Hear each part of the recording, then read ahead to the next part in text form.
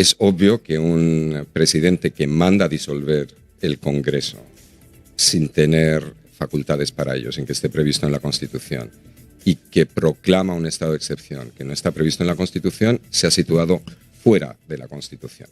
Yo no soy experto constitucional, mucho menos en la Constitución peruana, pero eso me parece que está claro. Lo que a mí me interesa como penalista es que tenemos una confusión en estos últimos años en todo Occidente entre la responsabilidad política y la responsabilidad jurídico-penal.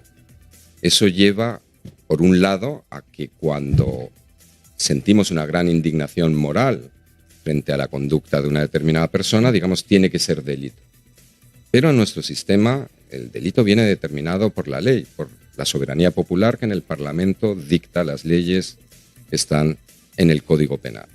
Y por otra parte, el hecho de confundir la responsabilidad política con la penal, la politización de la justicia es consecuencia de la judicialización de la política. Entonces yo creo que es perfectamente posible que se piense que esa fue una conducta inadecuada, una conducta inconstitucional, una conducta que hubiera llevado a separar a quien no respeta los límites de su cargo de ese mismo cargo. Eso es una cosa, y otra cosa es que haya cometido un delito. ¿Qué fue lo que ocurrió? Porque es muy claro. Yo recuerdo ese día, yo había terminado el programa, esto ocurrió al mediodía, yo termino a las 11, estábamos conversando, la situación era muy tensa políticamente, y de repente estábamos en el pasillo y aparece el mensaje a la nación. Nos hemos sentado con otra conductora acá de la radio, y yo he dicho, esto es un golpe de Estado. Porque estaba diciendo que daba la orden de disolver el Parlamento, de intervenir todas las instituciones públicas. O sea, era una declaración de golpe de Estado. El problema es que esto no fue acatado por las Fuerzas Armadas y por la policía. Y fue eso lo que impidió que ocurriera. Pero la voluntad de que ocurriera sí se dio, ¿no? Sí, yo podría suscribir todo lo que usted ha dicho.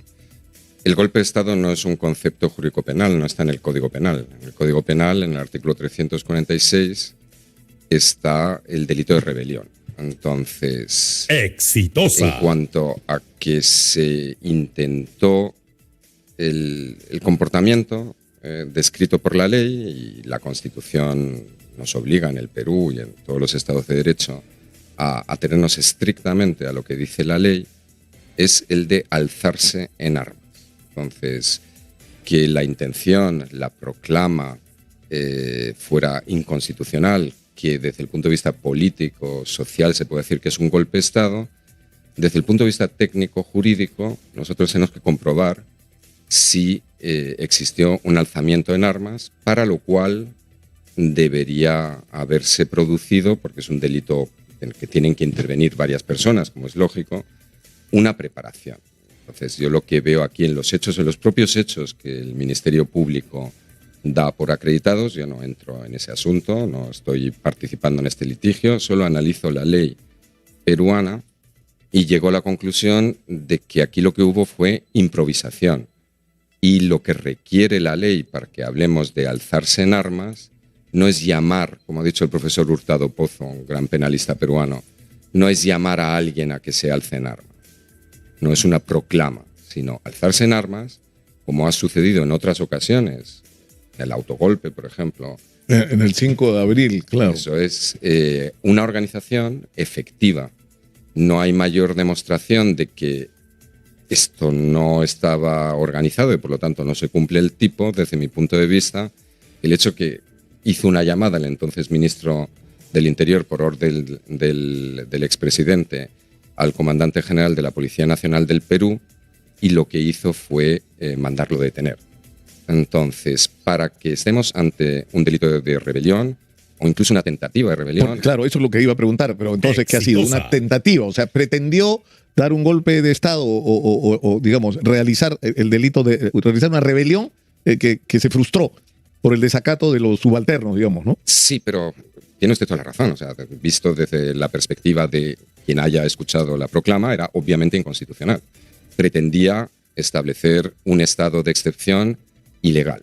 Pero el derecho penal peruano, como el de cualquier estado de derecho, no castiga los malos pensamientos, castiga hechos. Lo llamamos un derecho penal del hecho. Y para que esté acreditada la comisión de una tentativa, dice el artículo 16 del Código Penal peruano que debe comenzarse a ejecutar el delito. Y dice el artículo 17 del Código Penal peruano que aquellas tentativas que no pudieran tener éxito de ninguna manera, tentativas irreales, no serán penadas.